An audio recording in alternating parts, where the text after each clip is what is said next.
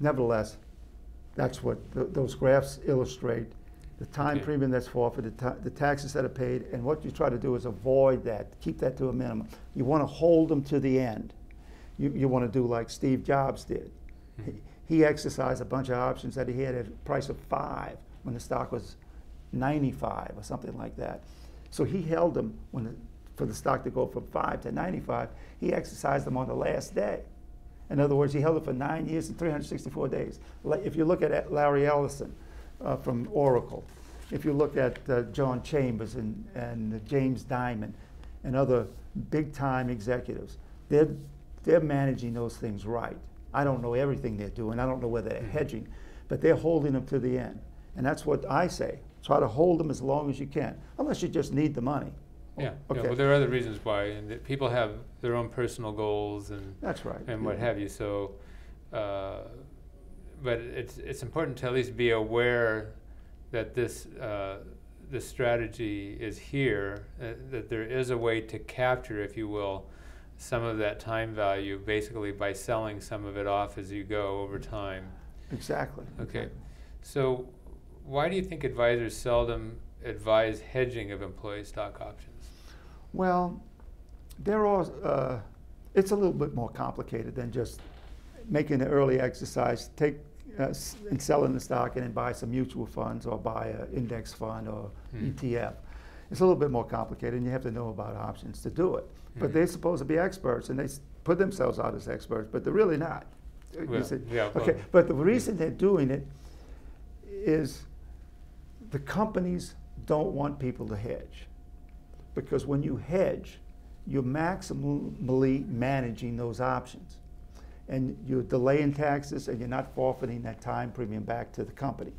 And that really raises the cost to the company.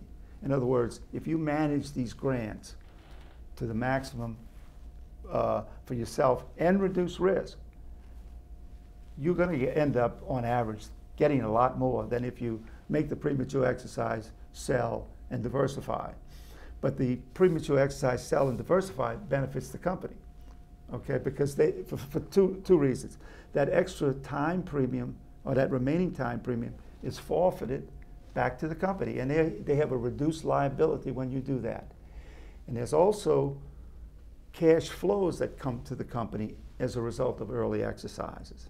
Okay? So you get the option price that gets paid to the company. Right, the exercise price, if you have the right to buy the stock at 20, and you exercise 10,000 shares, you buy that from the company. And so it's like a new issue of stock at a reasonably high price. Okay, they don't have to have another underwriting, and when they do an underwriting, the stock, when they announce an underwriting, the stock generally drops because they know they're going to have to find buyers at a lower price. So they're collecting sales of stock, although it's below the market because your exercise price is going to be below the market. Right. But they get cash flows. And in addition, the difference between the exercise price and the market value when you make this exercise becomes a tax deduction to the company, and they get credits for that. Okay, so they get a tax deduction, and so they're getting a tax benefit. Right, right. And so there's two flows that come, one from the employee purchasing the shares from the company, and if they sell them, they're not selling them back to the company, they're selling them in the marketplace. Right. You see? And so the company gets that flow, even at a lower price, and they get a tax deduction for the difference. And now there's some bills that have been proposed just recently in Congress, sponsored by Senator Levin of Michigan, I believe, where he's trying to alter that tax advantage of the employee stock options. Now, I don't know whether he'll be successful or not, but so far they haven't. This has been an area of controversy for quite a while, and one of the reasons why is because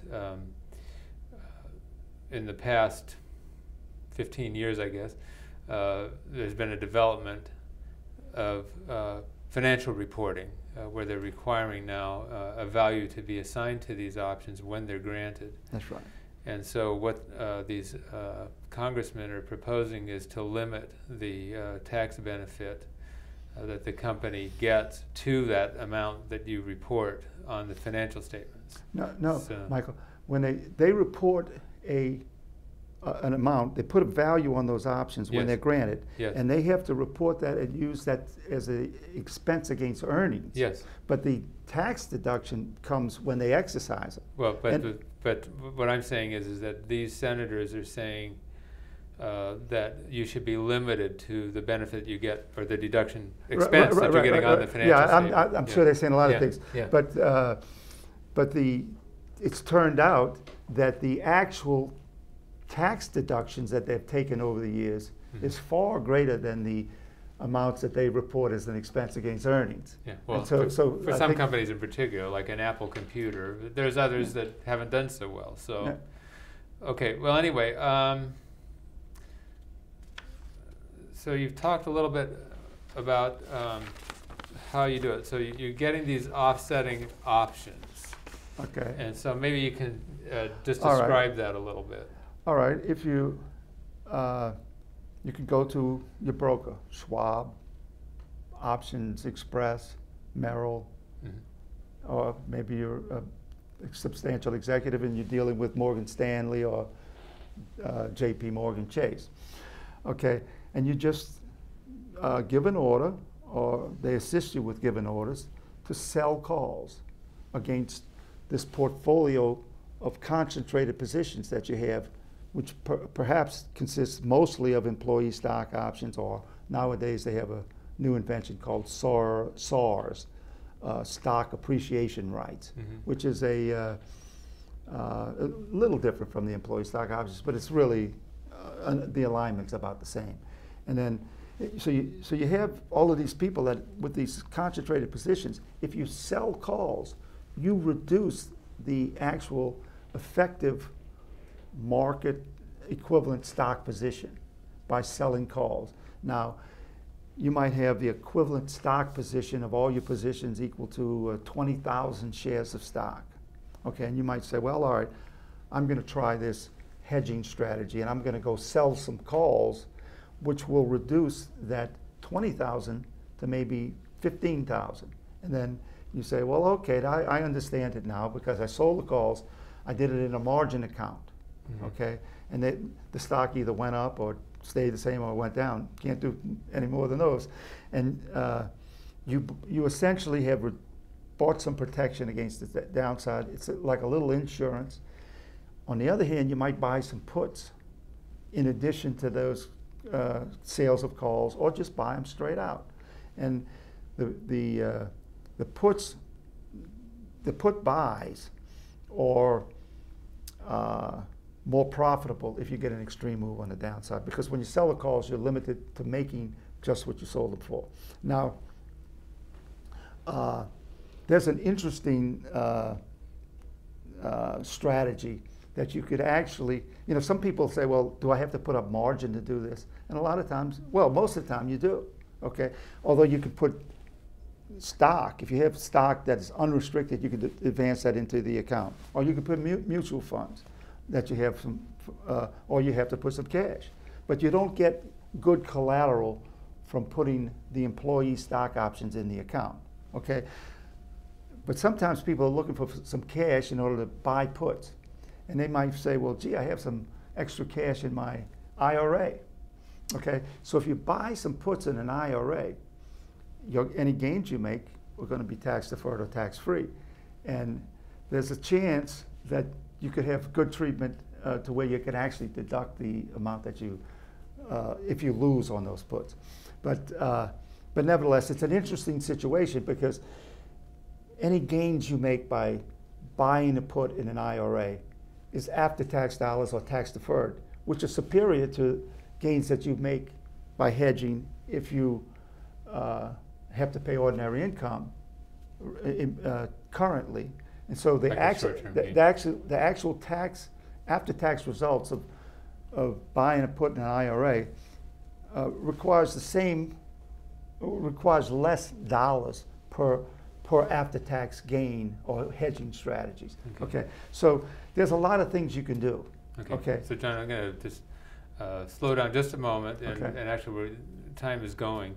But with the numbers, the terminology we're throwing out, a lot of people are probably going to be confused. So a call, folks, is an option to purchase. It's an exchange-traded Okay. option that gives the buyer the right to purchase. the stock at a Right. specific price. And- It has and- similarities with the employee stock option. Right. And so what's happened is that this is not a high risk. A lot of people think options, oh my gosh, this is high risk.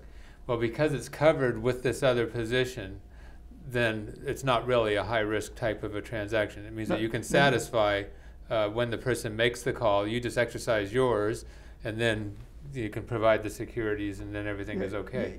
Yeah, by selling these calls or buying the puts that I'm suggesting, you don't want to do it unless you have these concentrated positions in your Right. equity compensation, Okay. and it results in a reduction Again, of risk. so we've got to slow down for just a moment because we're running out of time. The puts is an option for you. When you buy a put, then you've bought the right to sell your shares at a fixed price. Right. And so again, a put is more like an insurance policy itself. Against an extreme move. Yeah, against Yeah. an extreme move. So anyway, so these types of options are ways that you can basically provide offsets and to capture the time value using the calls, Right. or to insure against a fall in the value using the puts. Right. The puts, you have to be a little careful because they can do things like suspend the holding period for stock in some cases if you haven't met the holding yeah, period. if you buy the Yeah. substantial in-the-money puts Yeah, and stuff yeah, like yeah, that. Yeah, yeah. you have to be careful. And Yeah. and if you're an executive, you have to be cognizant of SEC rules. Yes. And taxes come into play too. You don't want to incur tax liability sooner than you would otherwise do. Right, right. So anyway, folks, I know we did this intentionally. It can make your head spin. On the other hand, it's good to know that there are these strategies that are available. The purpose of this discussion is to help people to develop defensive strategies and to try to maximize the value that they get from their options over the time that they hold them.